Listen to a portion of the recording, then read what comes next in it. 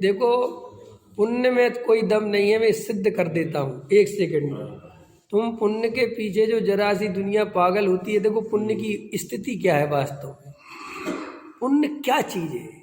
देखो पुण्य ऐसी चीज है कि पहले पुण्य बांधने के लिए लोग कष्ट भोगते हैं। ठीक, पुण्य कैसे बनता है? लोगों के अनुसार कष्टों से। लोगों के दिमाग में पुण्य बनता ही कष्टों से।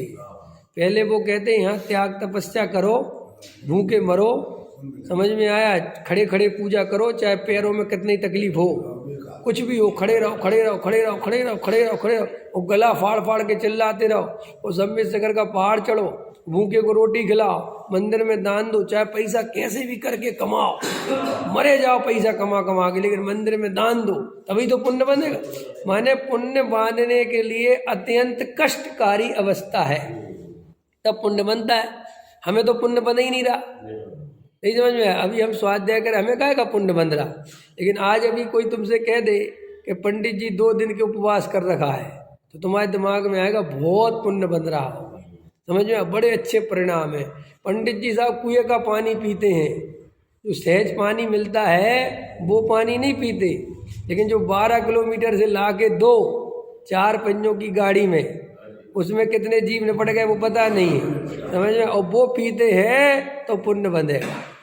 क्यों है? यहाँ से सम्मेद सागर जाए, पहाड़ पे चढ़े, पैरों में छाले पड़ जाए, और जय पारस जय पारस जय पारस, समझ में आया, तो पुण्य बंधेगा हमारे। मैंने अभी मैं क्या समझा रहा हूँ, पहले वो समझना। ये तो हमारा पुण्य बांधने का धंधा है कि पहले अपने को कष्ट दो, तकलीफ दो, भूखे प्यासे मरो, खड़े खड़े पूजा करो, तीर्थों की वंदना करो, भूखे को भोजन कराओ कि नहीं कराओ ये तो पता नहीं मुझे, क्योंकि ये जैनी भूखे भूखों को भोजन तो कराते थे। समझ में आया कि नहीं आया? ये तो मंदिरों में दान देना जानते हैं प्रतिमा के नाम पर, समझ में आया है? हाँ, और वो कोई गरीब होगा तो उसमें कमी निकाल देंगे, ये अपात्र है, फलाना है, ढकाना है, इनको 1 रुपया नहीं देना, ना पाप बनेगा, हाँ पाप लगेगा अपात्र को दान देने से। और जो मंदिर के जो सेठिया है, ये पात्र है जो तुम्हारा पैसा ब्याज पे चला रहे हैं, क्यों? ये पात्र है, या तो पैसा दो, क्यों? और ये तुम्हारा पैसा लेके बाजार में 1% मिल रहा है, मंदिर वालों को 50% देंगे, और 50% भी क्या देंगे कि मूल रकम का पता नहीं, कि क्यों कि कल दिवाला निकल जाए तो वो भी नहीं दे। समझ में आया? तो यहाँ इसको, इस मंदिर में दान देने को पात्र दान समझता है। और कोई बेचारा गरीब का बच्चा होगा, भूखा मर रहा होगा, वो कहेगा बाबूजी मुझे कुछ खाने दिला दो, अब आसपास कोई खाने वाला ही नहीं दिख रहा, समझ में आया कि नहीं आया? तो कहेगा मैं नहीं खिला सकता, तो वो कहेगा एप्पल खिला दो, एप्पल तो बहुत महंगा है अब मुझे बताओ, तेरे दान करने की स्थिति बता रहा हूँ मैं कि नहीं? एप्पल तो बहुत महंगा है, कहीं कुछ मिल तो है नहीं रहा, कि बाबूजी एक काम करो, वो ब्रेड का पैकेट दिलवा दो, अरे ब्रेड में तो पाप लग जाएगा, अब अक्षय वो नहीं खिला सकता। वो कहेगा बाबूजी धन्य तुम्हारा धर्म कहेगा कि नहीं कहेगा? बड़ा धन्य तुम्हारा धर्म, ऐसा है कि नहीं? ये जैनियों के, अरे मैं सही नहीं कहूँगा तो कौन कहेगा रमेश जी?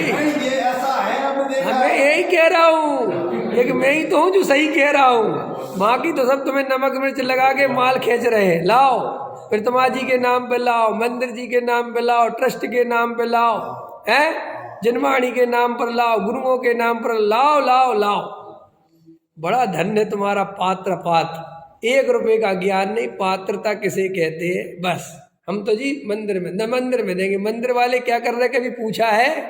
तुम्हारे पैसे का क्या हो रहा कुछ पता है तुम्हें? हैं सब इकट्ठा कर करके रखते जाते हैं। देखो हिंदुस्तान में अभी आया था पीछे, जब कोरोना आया था, इतना दान मंदिरों को इस दुनिया ने दिया। बेचारा गरीब आदमी जाता है तो वो भी बेचारा अपनी जेब में से 1 रुपया काट के गुल्लक में डालते ही है, गरीब से गरीब। और इतना पैसा है, फंड इतना मंदिरों के पास, लेकिन कोरोना आया तो किसी मंदिर वाले ने 1 भी दिन रोटी नहीं खिलाई किसी को।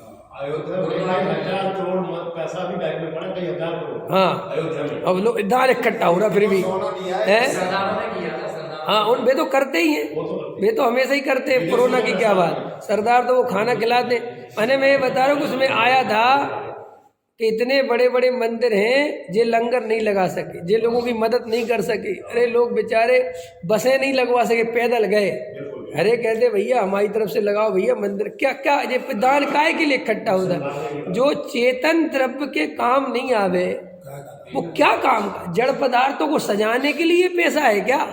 कि साहब हमने एक दीवार सजवाने में 2 करोड़ रुपए खर्च कर दिए, नक्काशी करवाई दीवार पे, ठीक है, और एक बेचारा मेरे सामने भूखा तड़प तड़प के मर गया। तो ऐसी नक्काशी कोई काम की है? समझ में आ रहा कि नहीं आ रहा? अब वो कितने कितने हाई लेवल पे वो मंदिर बन रहा। काश इस देश में इतने हाई लेवल पे कोई अस्पताल बनता, कोई हाई लेवल पे ऐसा स्कूल बनता कि भाई फ्री बच्चे पढ़ो, है, कोई इंजीनियर डॉक्टर के लिए बन जाता। लेकिन जगत में धर्म के नाम पे ही दान देते हैं। आज मैं यहाँ कहूँ मैं एक स्कूल खोलता हूँ, लाओ जी पैसा दे, कोई नहीं देगा। समझ में आया? लेकिन अभी प्रतिमा विराजमान करो, क्यों क्यों कि पुण्य चाहिए। और शास्त्रों में स्कूल का तो कहीं वर्णन आया नहीं, शास्त्रों में कहीं गरीब आदमी को रोटी खिलाने का तो आया नहीं, लेकिन प्रतिमा देने से बहुत पुण्य बनता है। तो हमारा तो गुणा भाग काहे में लगता है? पुण्य में। हमें तो पुण्य चाहिए। तो मैं तो पुण्य की कहानी सुना रहा था कि ये पुण्य कैसा है। ये पुण्य अत्यंत कष्ट दो अपने को पहले, ठीक है कि नहीं, तो पुण्य बनता है। अब सुनो, बंध गया, अत्यंत कष्ट भोग के पुण्य बांध भी लिया। अच्छा एक बात बताओ, जैसे कोई यहाँ पे साधु है, देखना ध्यान से, और बेचारा उपवास करता रहा, नग्न दिगंबर होके घूमता रहा बस पुण्य के चक्कर में, ठीक है, या कोई भी साधु, खाली नग्न दिगंबर की बात नहीं है, कोई जमीन में धंसा पड़ा है, रोटी नहीं खा रहा है, जंगलों में भटक रहा है, काहे के लिए? कि मुझे पुण्य मिलेगा, माने ईश्वर मिलेंगे, जो भी जो भाषा है जिनकी, यहाँ वैकुंठ मिलेगा, स्वर्ग मिलेगा, और लगे हैं जले जा रहे हैं, जितनी बड़ी बड़ी जटाएं कर ली हैं, भोग रहे हैं कष्टों को, शरीर में ठंड सह रहे हैं, कप कपा रहे हैं, लेकिन नहीं चाहे कुछ हो जाए, नहीं भगवान सब परीक्षा ले रहा है, भगवान परीक्षा ले रहा है, भगवान परीक्षा ले रहा है। देखना ये सब क्या ले रहा है? भगवान परीक्षा ले ली, भगवान ने खूब कष्ट जोड़ लिए, और मर के तुम बेटा, ये बात तो गारंटी है, ऐसे इस तरीके के कष्ट भोगने से कोई अच्छे स्वर्ग तो नहीं मिलती। समझ में आया? भूत व्यंतर 150 हो जाती और इससे ज़्यादा कुछ नहीं होती। फिर भी मैं कहता हूँ 2 मिनट के मान लिया कि थोड़े अच्छे देव हो गए, सो जिन भोगों को यहाँ छोड़ा था उसके बदले क्या मिला? बेई भोग मिले ना।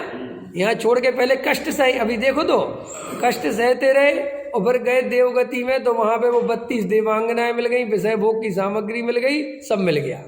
अब उनको आसक्ति से भोगा, सुख तो उनमें था ही नहीं ना, भोगने में कोई सुख है, सिर्फ सुख की कल्पना है। और अत्यंत आसक्त होकर भोगे और मर के भये पेड़ पतियां, और फिर एक इंद्री आदि की पर्याय में चला गया वो देव एक इंद्री हुआ, हो गया ना देव एक इंद्री, त्रियंच गति में चला गया।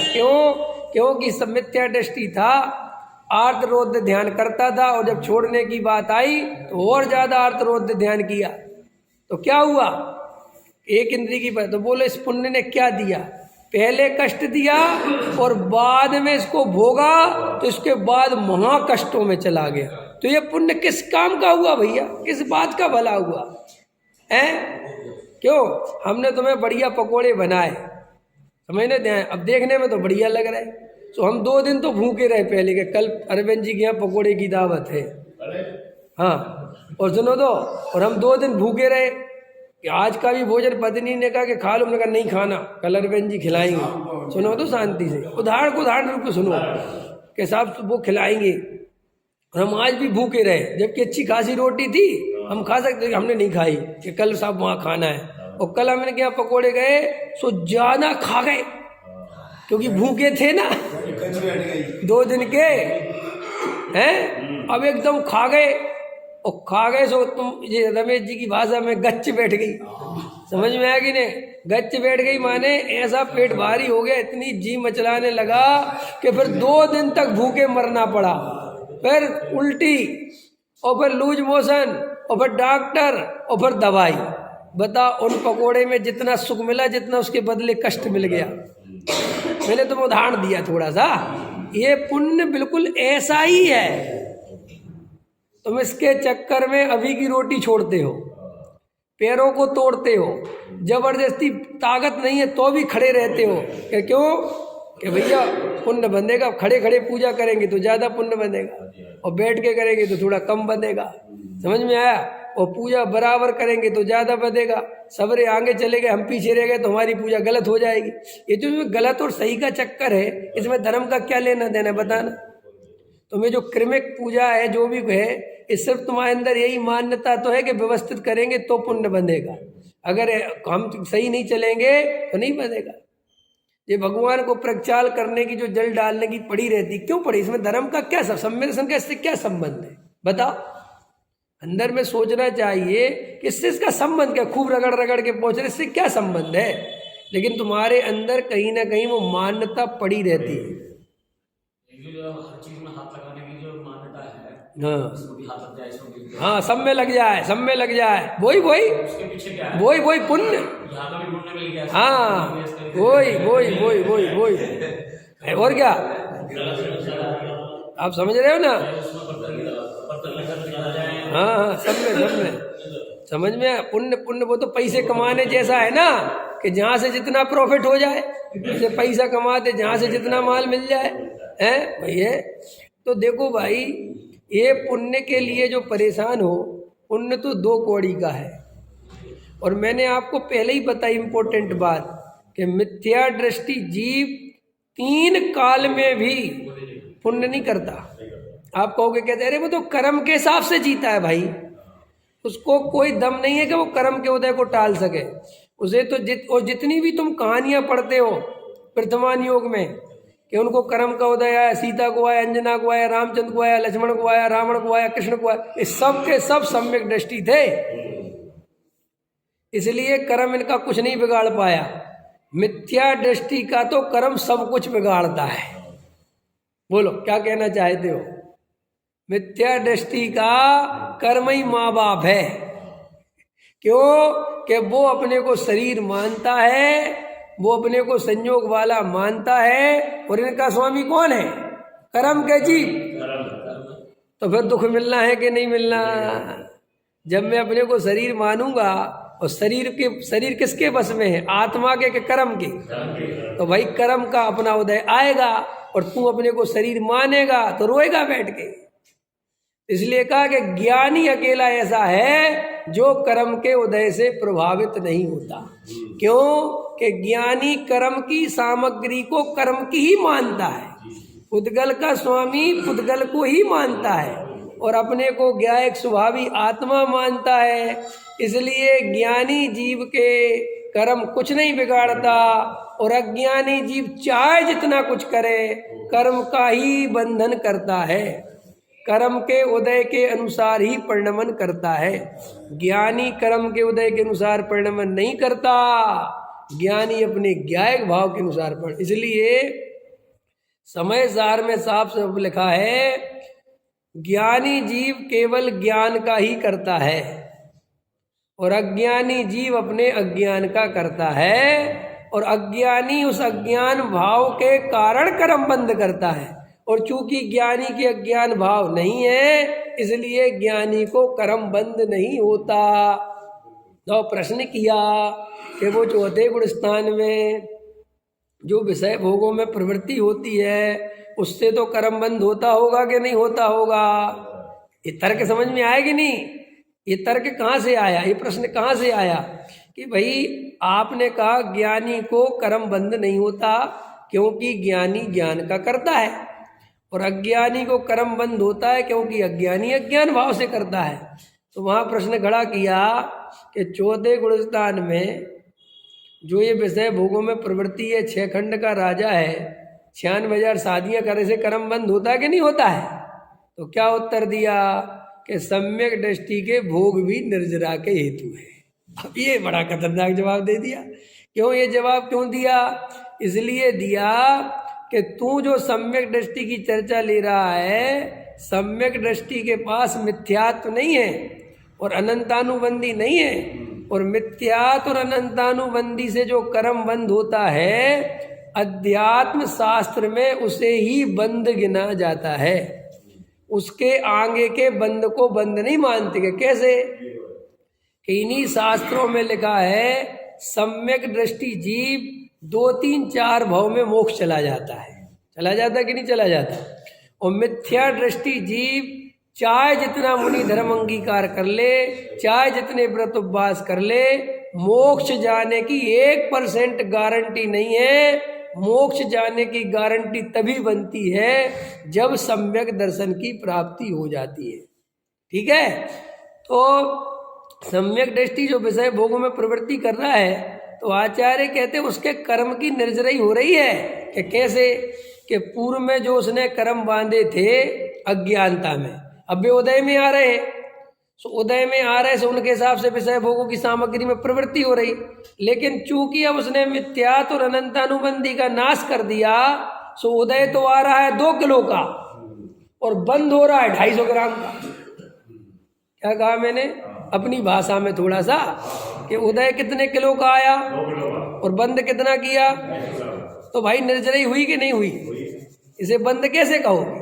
उसने 1.25 किलो का तो निर्जरा कर दी और बदले में 250 ग्राम ही बांधा। अब मिथ्या दृष्टि का करो, कि मिथ्या दृष्टि के 250 ग्राम खिरता है और 2 किलो बनता है। समझ में? बंधन तो ये है, समझ में आ रहा है कि नहीं आया? उदाहरण समझ में आ गया कि भाई मिथ्या दृष्टि के 10 ग्राम कर्म खिरते हैं तो 200 ग्राम बंध जाते हैं, और सम्यक दृष्टि के 200 ग्राम खिरते हैं और 100 ग्राम बनते नहीं।